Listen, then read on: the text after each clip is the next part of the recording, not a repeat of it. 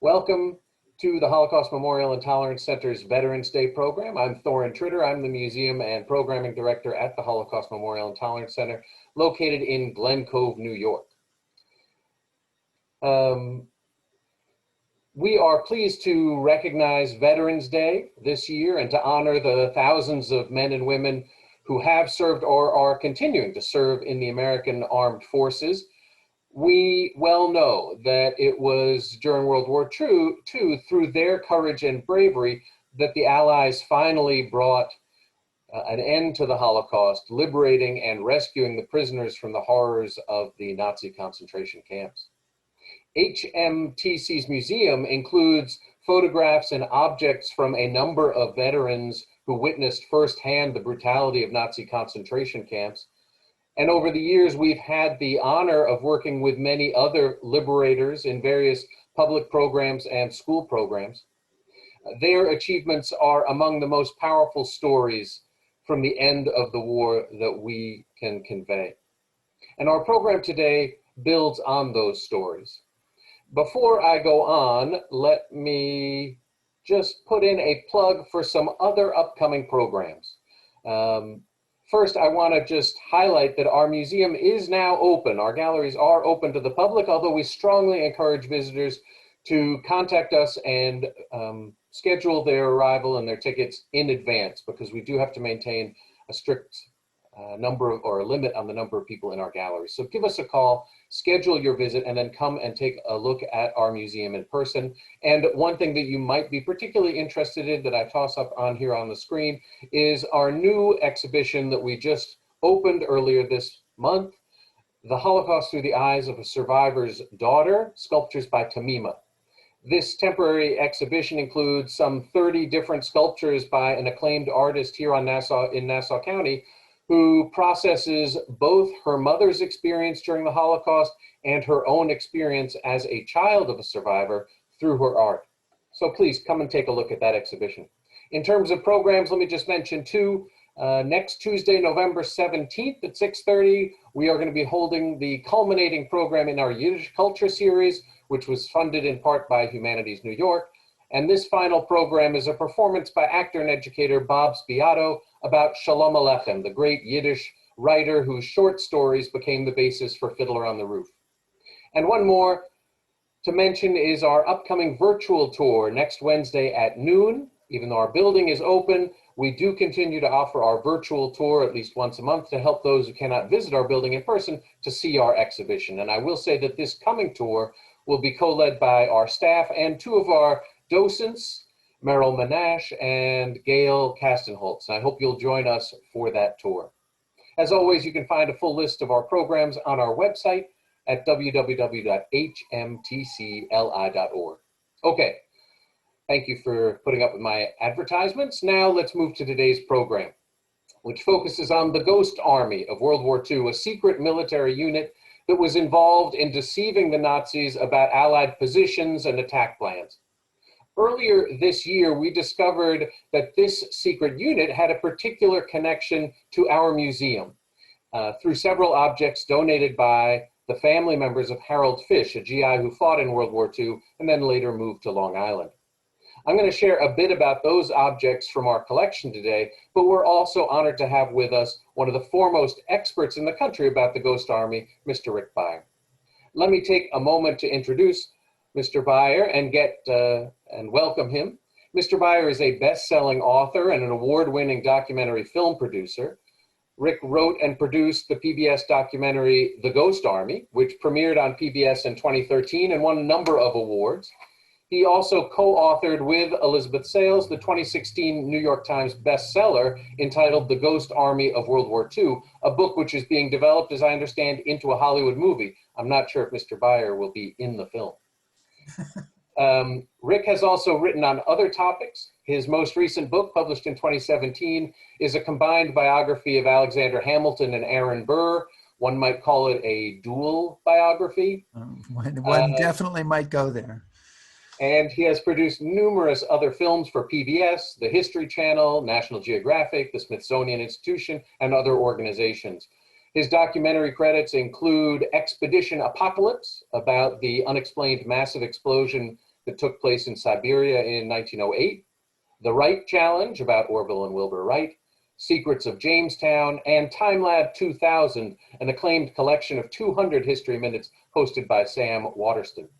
Rick is a frequent speaker across the country on the Ghost Army, a topic that he has also turned into several museum exhibits. And Rick, we are honored to have you with us today, and I know we're all looking forward to hearing your comments about the Ghost Army. So thank you. Well, I'm thrilled to be here, although after that lengthy introduction, I'm not sure how much time we'll have left for the presentation, but we'll see what we can do. You're right. Rick, before you share your comments, I thought it would be useful for me to just put in a couple of minutes to talk about Harold Fish, and particularly a flag that led us to determine that he was part of the Ghost Army. That way you can then help us explain the importance of the flag and give us a kind of broader perspective. And I should say that if anyone has questions for Mr. Beyer, please use the Q&A function, and we'll make sure there's time after Mr. Beyer speaks to talk about those questions. Okay, so a bit about how HMTC fits into the Ghost Army. 2 years ago, in 2018, Jeff and Ron Fish, residents of Nassau County, contacted us about some items that their father had brought back from Germany after serving during World War II. They included this, there's Rick's book, film and book. They also included, where are we? A picture. I thought I had a picture up. Okay, well, they included a picture that Harold Fish had done of himself when he had listed in 1943. According to Harold's children, he didn't really speak that much about what he did during the war, just a few stories. But his discharge papers that his sons found showed that Harold had served in the 112th Infantry Division and listed his participation in battles and campaigns in Normandy, northern France, the Ardennes, the Rhineland, and Central Europe. But there was one other type item that their father saved from the war, which included other information, and that is this Nazi flag. I know that the Nazi symbol is a disturbing one to see, and we recognize that it's a symbol of hate.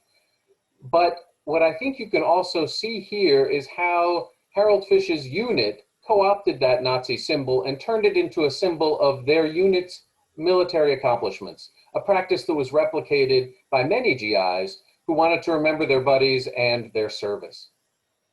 So you can see on this picture the two sides of our flag, and you can see there's writing all over it that Harold and his unit put on it.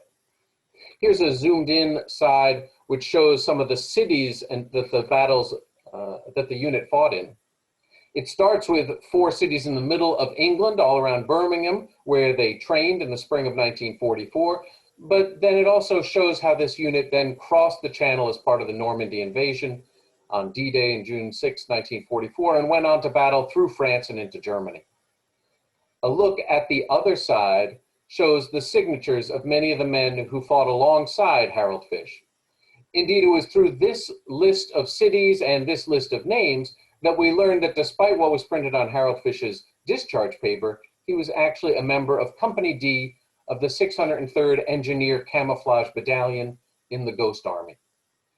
Because of concerns about secrecy, even after the war, he and other members of the unit were unable to speak openly about their service, even keeping it a secret from his own children. But more recent developments have removed the mantle of secrecy and opened up a window onto what Harold and others in his unit did during the war. So that's a little bit about what we know from our end.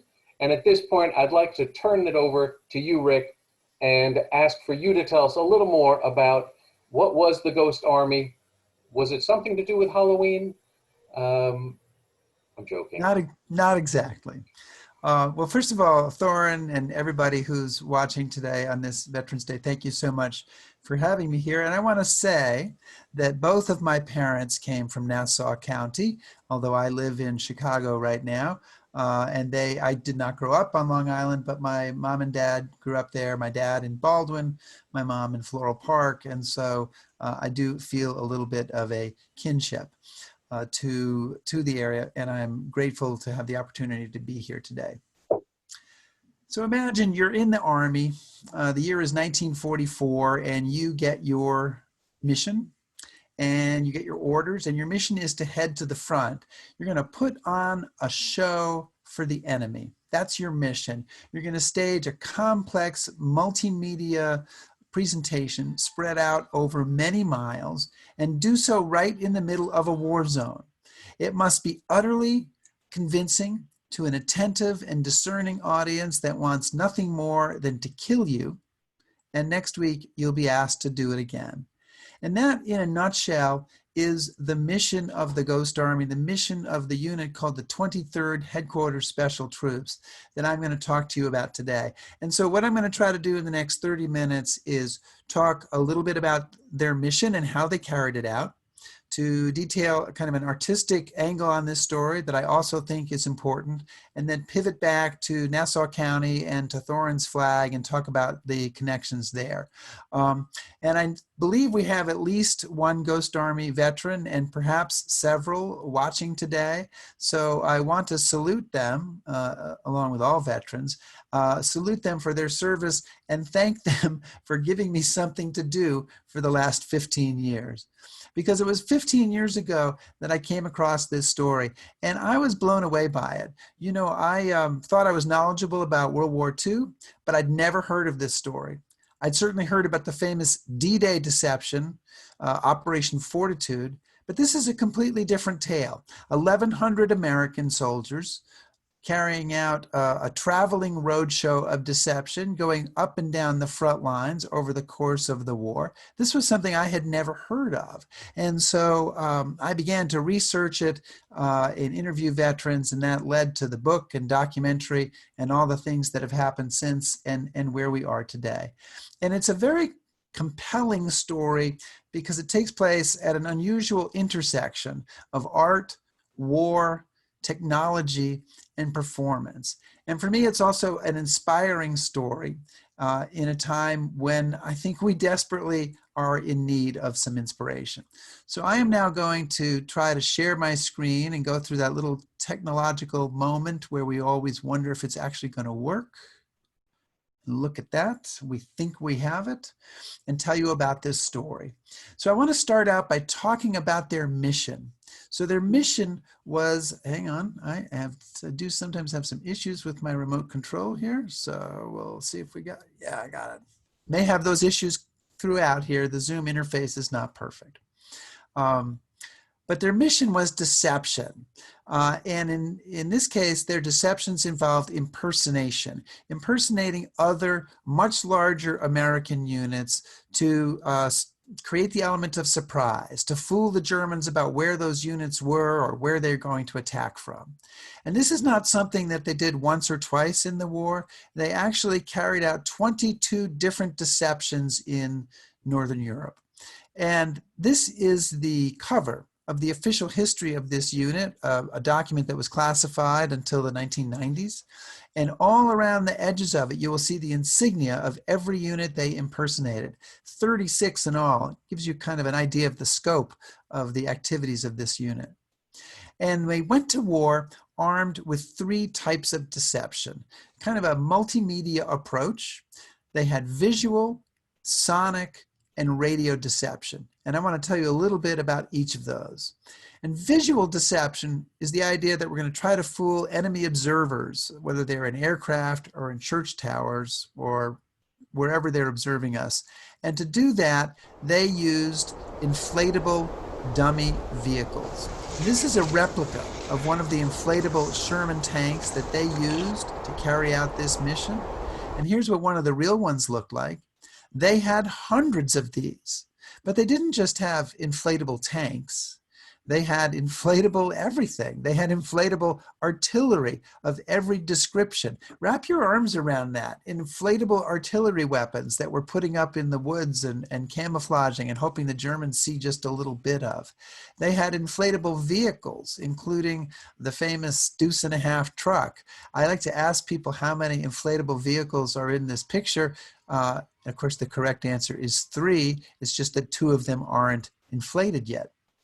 Now, up close, these don't look particularly realistic, but once you get further away, they can be quite convincing. And if you have dozens or hundreds of these, you can paint the landscape with a 3D masterpiece. And this is a picture of an actual deception that they carried out along the Rhine River in March 1945. And every vehicle in this picture is an inflatable. And it looks pretty real. And by the way, this is still closer than a high-flying German reconnaissance plane is going to get. It looks pretty real. And one of the things that really makes it look real, you may have already cottoned to this, is the tank tracks. So it turns out a 40-ton Sherman tank makes an impression in the ground. And it also turns out that a 90-pound dummy doesn't. So they had a combat engineering company, and their mission, part of their mission, was to use bulldozers to create these phony tank tracks. They had 3 bulldozers in this 406th Combat Engineers, and they would use them to paint the tank tracks in there while they're setting up these vehicles at night. And that's a clue to the importance of detail. Attention to detail is what can make or break a deception. Now, the soldiers who worked with these dummies found it an amazing experience. I'd like to let them tell you about it.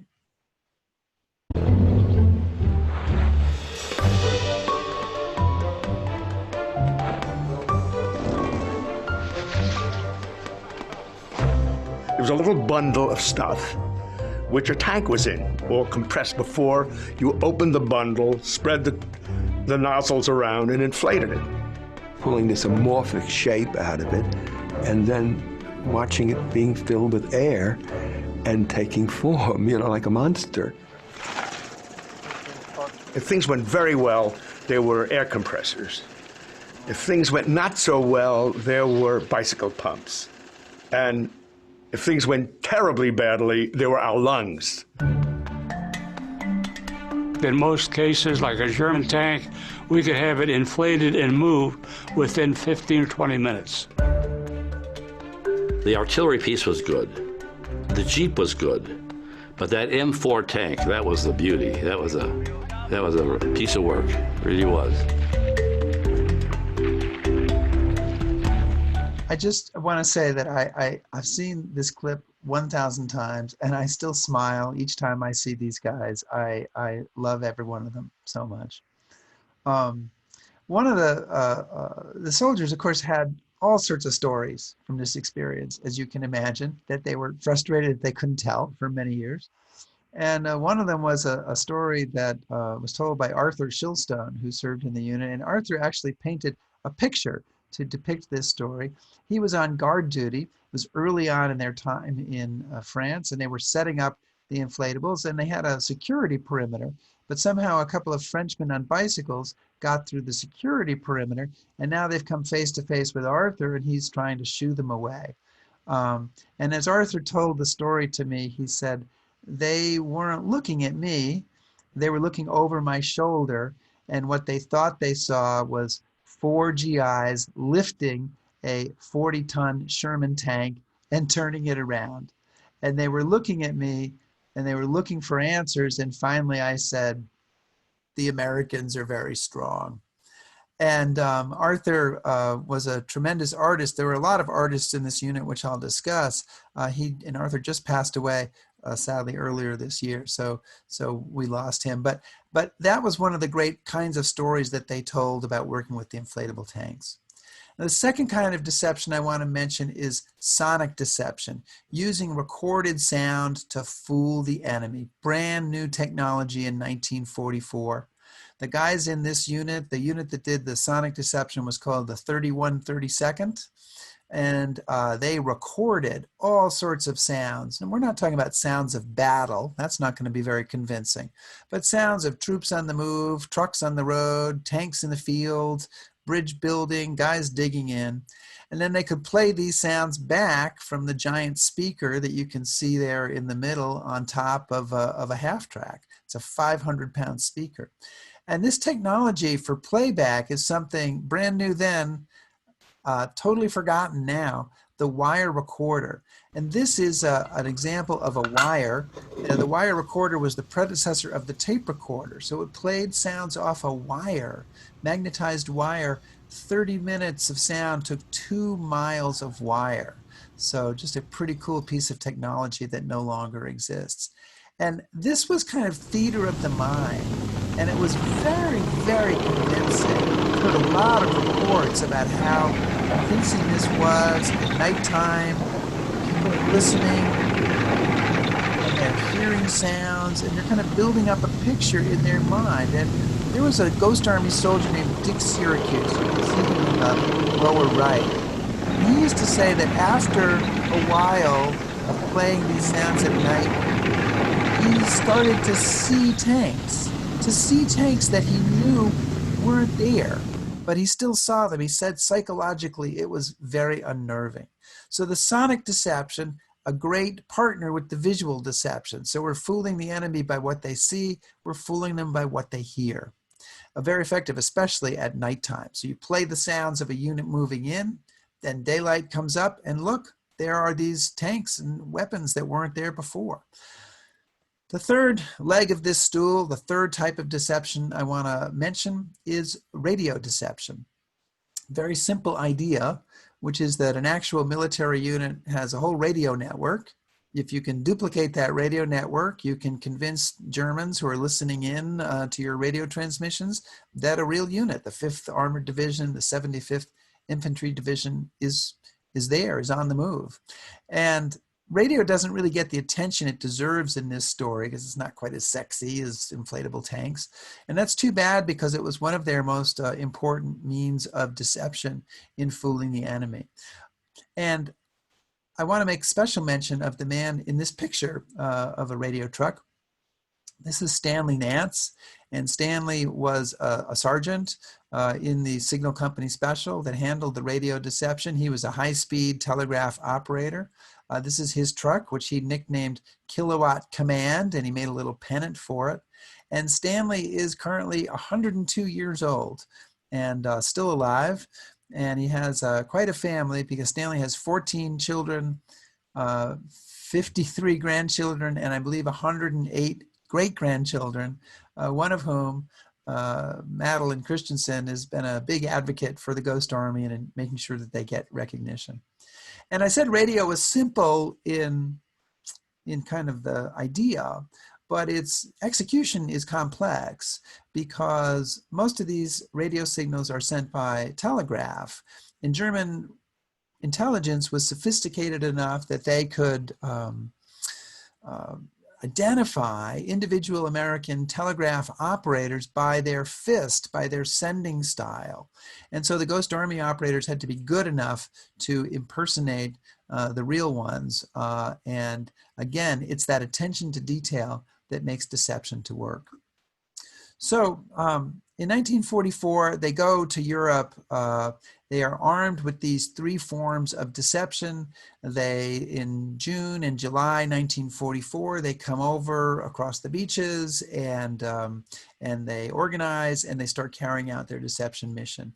And they realize they've got these 3 wonderful kinds of deception, but they realize that they're missing something. And it actually is a junior officer, a lieutenant named Fred Fox, who kind of puts his finger on it. Fred Fox was a Princeton grad, and he was in the Triangle Club, the musical theater at Princeton. And Fred Fox said, "We need to be more theatrical. We need to be more theatrical to make these deceptions work." And he and some of the other enlisted men and junior officers developed a 4th type of deception they used, and it was called special effects, and it involved turning every one of them into actors. Moving through the French villages so recently occupied by the Germans, they saw an opportunity to improvise yet another way to sell their deceptions, targeting enemy spies that might have stayed behind. They called it special effects. Why don't we put a stencil of the name of the unit that we were simulating right on the trucks? And why don't we start a counterfeit shoulder patch factory where they would see we were the 75th Division, one of the divisions we did. So we began to put on their patches and put their bumper markings on, and we physically assumed the role. Only for every 100 of them, there might be 10 of us. They even set up phony command posts, and against all Army regulations, staffed them with counterfeit commanders. If you're going to bring a division up, you better have a headquarters somewhere, and there better be a major general walking around. And so we had to have a full general do this. Some sergeant would wear 2 stars for that operation. Our job was to go in with our phony markings and phony stories that we were pretending to be officers and soldiers from another organization. And we were turned loose in town. Go to the pub, order some omelets, and talk loose. A lot of the guys went to the bakery, got rolls and stuff, and said, we got to get an extra supply because we're moving out tonight, that kind of thing. It was almost kind of silly, really. But I think what really confirmed the fact that there was effectiveness was sitting in a cafe and seeing a door open up gradually and somebody was taking pictures.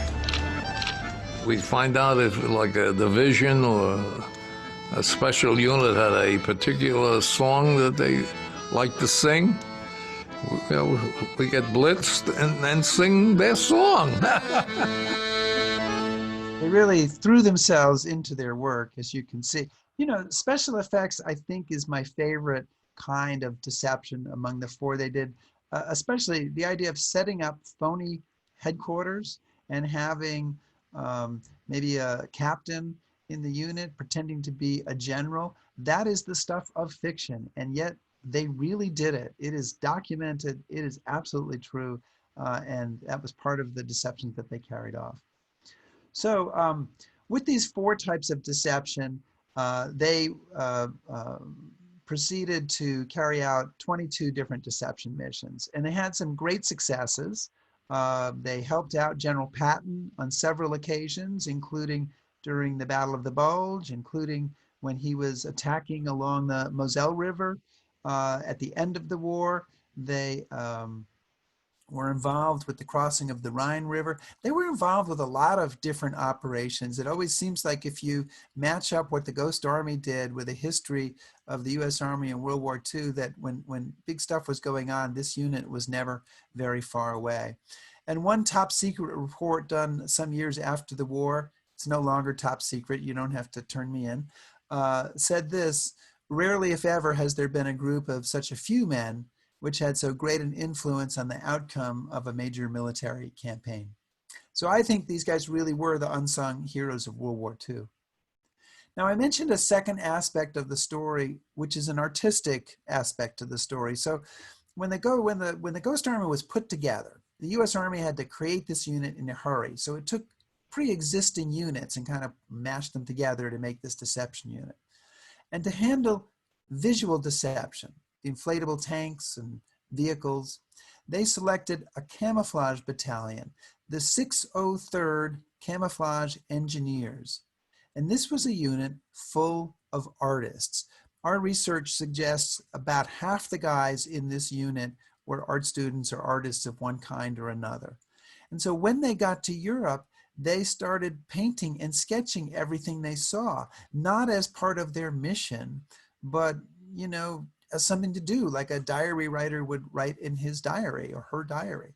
And they weren't painting battle scenes, they were painting pictures of their fellow soldiers or bombed out houses or the dugouts where they were living. And there's thousands of these artworks, and they really create and portray the war in a really intimate way. They portray the war in a really intimate and unique way. And so I think that they're very, very important. Many of them are spread out. They're in private hands. Some of them are in institutions. Brown University has a collection. The National World War II Museum has some. The U.S. Army Museum at Fort Belvoir has some. But many of them are spread out in private hands. And this activity of painting and sketching was something that they started really from the moment that they arrived in Normandy. A few miles from the Ghost Army's first bivouac was the Normandy village of Trevière. The artists were drawn to a bombed-out church off the town square.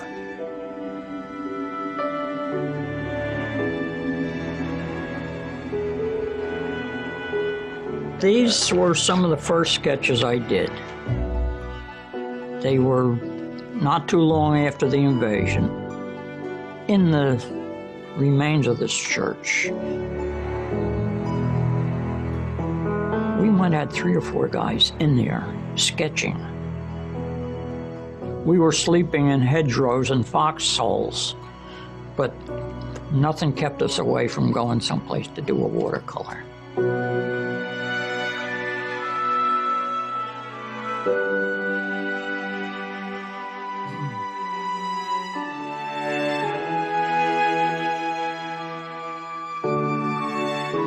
I was not the only soldier with a sketchbook. I'd have sketched whether I was the only soldier or not, but to be quite honest with you, I think it helped keep me in balance. I think it kept my sanity.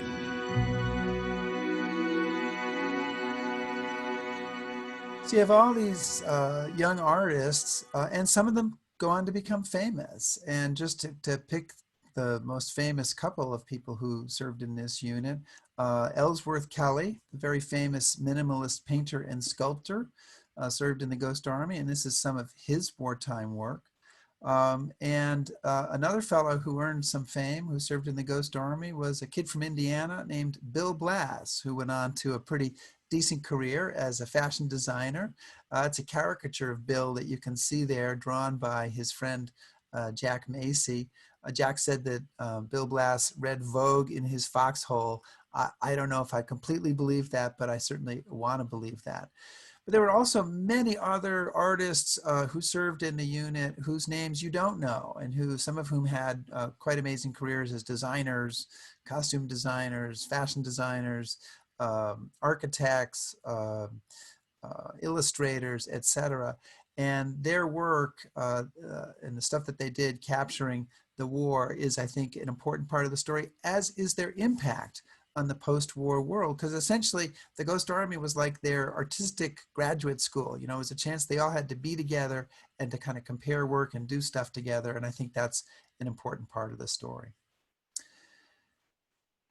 My wife and I lead a Ghost Army tour.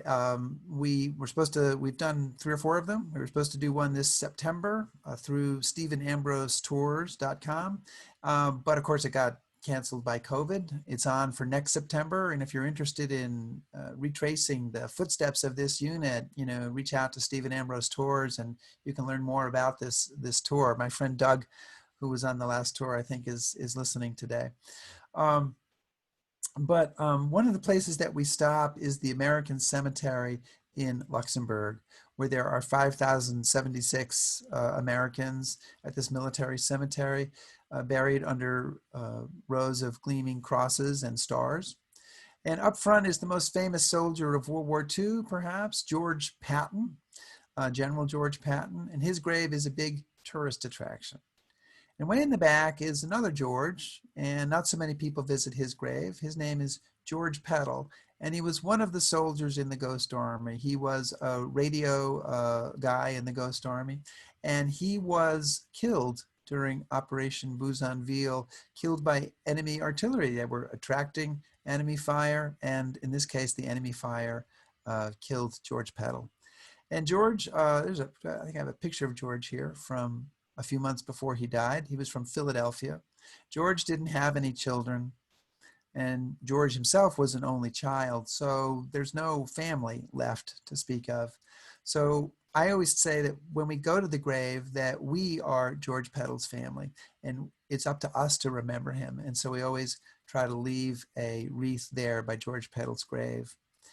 And his grave is a sober reminder to us that although this story has its whimsical aspects, that men bled and died to carry out these deceptions. 4 men died, several dozen seriously wounded, trying to fool the enemy.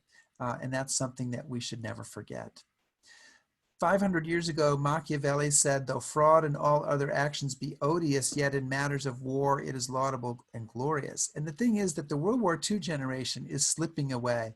There were 1,100 men in this unit. We've only got 16 left now. 4 of them are over 100. The gentleman in the upper left, standing between my wife Marilyn and I, is Gil Seltzer. He is 106 years old. The gentleman below, to the left that I'm talking to, that's Stanley Nance, who had the radio truck. He's 102 years old. Enoch, Bill Enoch and Delbert Weber there are each 100 years old.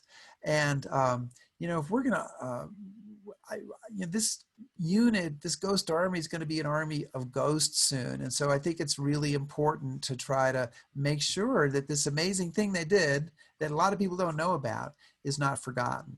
And so that's why we established the nonprofit that Thorin mentioned, that I'm president of, the Ghost Army Legacy Project at ghostarmy.org. We do a bunch of different things, and we would love to have you come to our website and check it out because we've got a bunch of really cool stuff there. But just to mention 2 things, we have put up a historical marker in Luxembourg.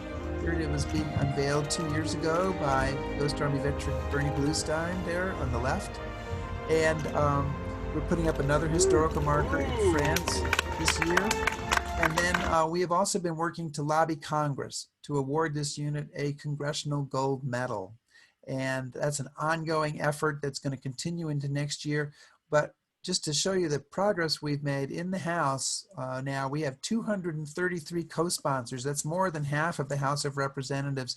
We need 57 more, essentially, to get it to the point where it can get to a vote, at which point it would pass pretty easily. So we are very engaged in efforts to try to remember and honor this unit. And you can check that all out at ghostarmy.org. Okay. So that's the Ghost Army, and that's our Ghost Army Legacy Project. And now we come back to Long Island connections. And the first Long Island connection I want to make is actually on the other end of the island in Amagansett, because that unit that handled the visual deception, the 603rd Camouflage Engineers, before they were in the Ghost Army, they were doing large-scale camouflage projects. And one of them was out there in Amagansett, where the military had brought in heavy artillery on a train here, railroad artillery, coastal artillery. And they were concerned that they didn't want this visible in case somehow, Germany had airplanes coming. Early in the war, we weren't sure what their capabilities were. And so they camouflaged these railroad guns in Amagansett. And after they were camouflaged, they looked like this, so that from the air, they would just look like more hillocks in the ground and the rolling territory of the dunes there. So that's my first Long Island connection. And then I want to mention that we've identified 6 people who enlisted in this unit while living in either Nassau County or Suffolk County. And of course, if we included Kings County, we'd go up from 6 to 60, but we're leaving Brooklyn out for the moment. And then, of course, probably a bunch of people who moved there after the war. And I don't really have a number on that. Of course, we talked about Harold Fish early on, but there's 3 other people I want to mention because I know them. And so I want to just tell you a little bit about them. And one was Tom Roach. And Tom Roach was in the Sonic unit, the 3132nd, and he lived in Freeport for 50 years. He moved there after the war. And Tom passed away just a few years ago. Here he is the night we did the premiere of the Ghost Army documentary, available on Amazon Prime. And that's Tom Roach. I also want to mention Robert Petrucci, and Robert was one of the artists in the unit. He lived in Levittown. He spent 40 years as an ad agency art director in New York City. He also is a graduate of Pratt, and interestingly, we have found that 23 soldiers in the Ghost Army, almost all of them in the 603rd, the Visual Deception Unit, 23 Ghost Army soldiers went to Pratt. So that's more than any other institution of higher learning as far as we know, and a really close connection that this unit has with Pratt Institute. Robert Petrucci also died 2 years ago. And then the third soldier I want to mention is Nick Leo. And Nick, if you're watching, hello, Nick is still alive. Nick is 98 years old. He lives in Brentwood. And Nick was in the Signal Company Special, the radio deception unit. Nick is one of a small number, a very small handful of Ghost Army soldiers who were actually there on, D-Day or D-Day +1, doing some special assignment stuff. And Nick, when he was in France with this unit, in Eastern France, he met a girl named Pirette, and they got married. He brought her home, and they were married for 75 years, very happily married until Pirette passed away just this January. So 3 more people to make us a connection with Long Island and Nassau and Suffolk counties.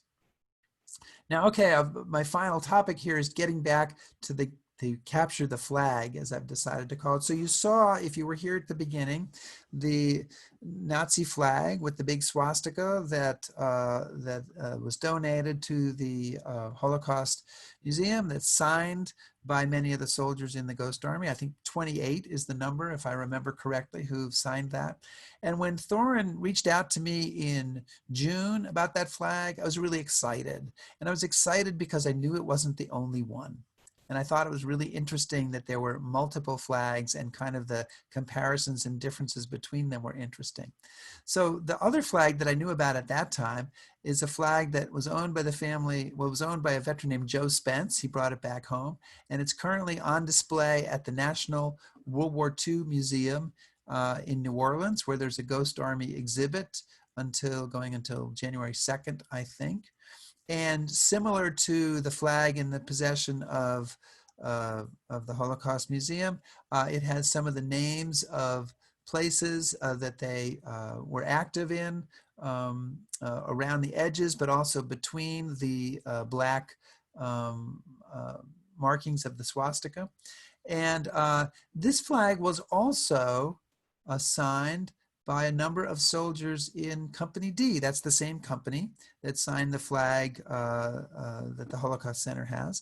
And so Joe Spence, who brought this flag home, he signed the flag that's at the Holocaust Museum. And another guy whose signature is on both of those flags is Bruce Zillmer. I was peering at it when Thorin was showing the flag, and I saw Bruce Zillmer's signature again there, and here he has it here. So you have a couple of things in common there. And then a couple of months ago, I learned about a third flag. And this in many ways is kind of the most ambitious of the 3. And I'll show you, I'll start out with a wide shot of it here. And this flag, I call this the Bahnhof flag because in the upper left of this flag, it says Luxembourg Bahnhof, which means Luxembourg train station. And this flag contains the signatures of more than 100 Ghost Army soldiers, almost all of whom are in the headquarters and service company. So you have the other flags that came from Company D. You have this flag that came from the headquarters and service company. We don't know who brought it home. It is in the hands of a family now, but not the family of a veteran. And but if you go close up here, wow, you can see so many of these signatures, and so many people were careful enough to write down their hometown. And then you have little drawings. There's a trumpet, there's a pipe, there's sort of what I assume is a self-portrait of some kind. I mean, they have really taken possession of this flag and really co-opted it, as Thorin says, and kind of made it their own. And one of the signatures on this flag is a veteran named Seymour Nussenbaum. And it says here, PFD S. Nussenbaum, Brooklyn, the typical Army success story. Well, Seymour Nussenbaum is still alive. I think he's actually watching us here today. So I'll probably hear a report on how I did.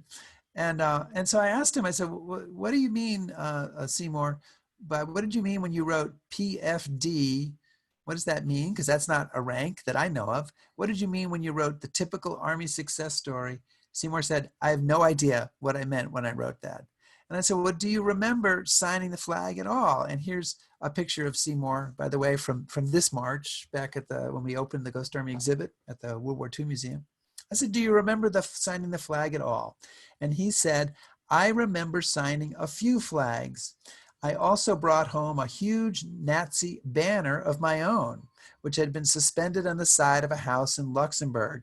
And I made the mistake of showing it to my wife, Vera, after we were married.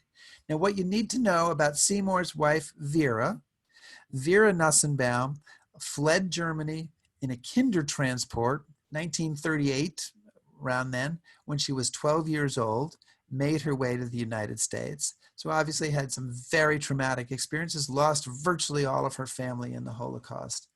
So he said, I made the mistake of showing it to Vera after we were married. She was furious and said she would not live in the same house as that garbage. Either it went or she went. I made my choice immediately and all my trophies went into the incinerator. So I just think it's interesting you have in this one family, you have obviously people with two radically different World War II experiences and really different ways of kind of processing that. And you know, Seymour, like many of his fellow soldiers, kind of wanting to take possession of the flag, and it sort of is a badge of honor at having captured that from this hated enemy. And of course, Vera, having seen that swastika in action in Germany under Hitler, wanting to have absolutely nothing to do with it. So I'm sure you're going to say finally, but I'm finally about to bring my remarks to a close. The story of the Ghost Army is about many things, but one of the most important to me is that it is about people of many different backgrounds coming together to use creativity and imagination to save lives. And surely that is something we can take inspiration from in these upside down times when we're very divided. The men of the Ghost Army came from 48 states. They came from big cities and small towns. 22 were foreign born, and they included artists, but they also included farmers and bartenders and engineers and all sorts of different people. And they found a way to work together and to make this thing happen. They were not, you know, sort of textbook John Wayne style heroes, but they served with ingenuity, courage, and honor, putting themselves in the line of fire to fool the enemy and buying other soldiers a chance to fight and live. And as my friend Stanley Nance said, if one mother or one new bride was spared the agony of putting a gold star in their front window, that's what the 23rd Headquarters Special Troops was all about. So going back to something I said earlier, I think that's something Machiavelli would find laudable and glorious. I do, and I hope you do too. Thank you so much for being here. And Thorin, if you're still there in the universe, come back and join me. And let me stop sharing my screen, and we can both be here together. Thanks very much, Rick. That was really super. I went longer than 30 minutes. All right, shoot me. Well, I mean, it was tremendous. All those clips you were able to share with us and the stories of some of the individuals in the unit, really great. Very nice. I'm just started. Hour 2 of this presentation is going to be even more exciting. And to see those other flags and a little bit about them really puts our flag in this context, which is also very nice. I know there have already been a number of people who've typed in some questions, so let me pose some of them to you and encourage others out there to pose questions if you've got them. One question came up, which was just about how did this unit begin? I know you said that it was different from Operation Fortitude. Was it an outgrowth of that? Was that completely separate? When did this start up? So this unit was conceived starting in mid to late 1943. So that's during Operation Fortitude, because Operation Fortitude is quite a long-running operation. It was really inspired by British tactical deceptions in North Africa. And it was really the idea, as far as the Americans went, came from 2 American staff officers, very interesting guys, actually, Captain Ralph Ingersoll and Major Billy Harris. And Ingersoll had been a famous celebrity publisher, writer, journalist. He was very well known especially in New York. He was a best-selling author also. And he's a flamboyant, liberal guy, also with a reputation for being a little bit of a liar. But he's a big idea guy, and he ends up working for the U.S. Army as a staff officer in London, and he's working with another officer named Billy Harris, who's a really buttoned-down, conservative kind of West Point guy. And these two really different people. Once again, we have two radically different people who in a normal set of circumstances might not have even had a cup of coffee together, but they develop this idea and sell it to their boss or their boss's boss, who is a general named Jake Devers, who actually preceded Eisenhower as the commander of the ETO. I mean, he was sort of building that up before they picked the final commander. And so it was developed by those two guys. It was inspired for sure by British deception efforts, but trying to sort of give it a unique twist, which is creating this unit that was mobile, multimedia, tactical, and dedicated to deception. And that was something really new, something that hadn't been done before. Another question comes up, which is about how the guys got into this unit. I mean, it was a secret unit people didn't know existed. So did the Army just pick and choose from people who were enlisting or who were drafted to go to this unit, or did people apply for this unit in particular? A lot of people, so again, you have to understand that this unit isn't created until, we talked about the origins come in 1943. The official orders from this unit are promulgated, I can't think of the right verb, but it becomes official in December 1943. So that's only 5 months before D-Day. So they're not going to go out and start looking for individuals at that point. So they take these pre-existing units. But most of these pre-existing units, certainly the 603rd Camouflage Engineers that handled the visual deception, they had recruited, the Army had recruited artists to be in that unit.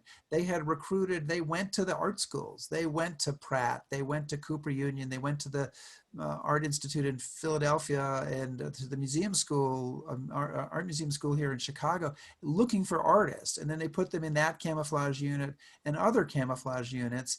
And so they were recruited for their art skills. And then they end up getting kind of this slightly different mission from camouflage. Deception's kind of the opposite of camouflage, right? Camouflage, we're trying to hide something from the enemy.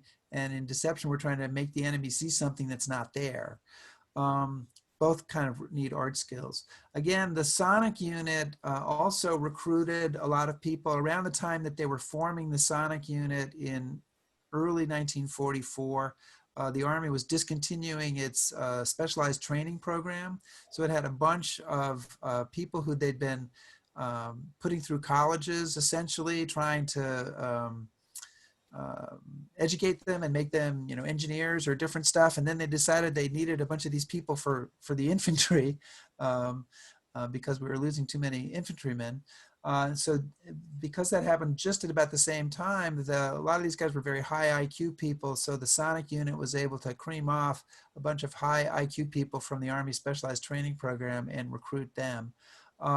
And then the same thing with radio. It was a pre-existing radio unit that already had a bunch of radio operators in it, but they actually got rid of 100 people from that radio unit who they decided they didn't need for this mission, and then brought in all sorts of, the Army kind of plucked them out, high-speed operators from other units. Great story on that involving my friend Stanley Nance. He was with another unit on desert maneuvers in California, this being, I think, I don't have a date, but late 1943. And he comes back to his tent, and there's a guy with a Jeep, and the guy with the Jeep says, "Pack your bags, you're coming with me." And Nance says, he has no idea. He has no idea where he's going. He says, "Well, where are we going? What are we doing?" And the guy says, "I can't tell you anything except for you to shut up and come with me." And so he gets in the Jeep, and that's how he gets into the secret unit. So there's a few different answers to that question. talk to us a little about the secrecy side of this. I certainly understand why it was secret during the war, but it remained secret after that. When did people learn about this? When did outsiders learn about it? What changed to make this story public? And why was it a secret so long? Secrecy is a really complicated question because it was secret and it wasn't secret at the same time. Okay, if you process that. So for example, the New York Times had an article about this unit in November 1945. That doesn't sound too secret, does it? It's a long story as to why that happened, but somebody in the unit had kind of told their story to a local newspaper. The local newspaper printed the story when the war was over and the censorship was lifted, and other news organizations picked it up. So there was a flurry of publicity around it in late 1945. And then the Army kind of managed to shut it down, and then they classified all the official documents, and the official documents were all classified until the mid-1990s, I think around 1996. And they did a pretty good job. There were a few bits and pieces that came out in public about it during that time, but not a great deal. And I think the reason that they wanted to keep it secret is because they wanted to preserve that capability against potential enemies. So let's say the Russians, you know, in the Cold War, or if we invaded Cuba or, you know, someplace else, to preserve that deception capability. And I don't think, it wasn't so much that this is surmise here, but it wasn't so much that you want to have, you need to have every element of it secret, but you don't really want people to understand kind of where you carried out these missions or how you did it, because then they could kind of work backwards and sort of see what the telltale signs might be. And so that's kind of why it stayed secret. It started to really, the secrecy really starts to break in the mid-80s, when there's an article in the Smithsonian Magazine about it that's illustrated by Arthur Shilstone, who did the Americans Are Very Strong illustration. And then it really, when the official documents become declassified in the 1990s, that's when people first start to write about this unit. Late 1990s. Thanks very much, Rick. I know we're running out of time, but I want to just say how much this has been helpful to us as an institution to learn more about the context for some of the items in our collection, but also just a very fascinating, or a fascinating topic to learn about. And so I want to thank you for joining us and for sharing your expertise. And I look forward to working together again in the future. Well, thank you so much. You know, working on the Ghost Army story, meeting and knowing these veterans has been one of the great honors of my life. And so I'm so pleased to be able to be here today to talk about them and to share their story with you. Thanks very much. And thanks everybody for joining us. I hope you have a nice day. And again, we honor the veterans and salute the veterans who have served or are continuing to serve. Have a nice afternoon.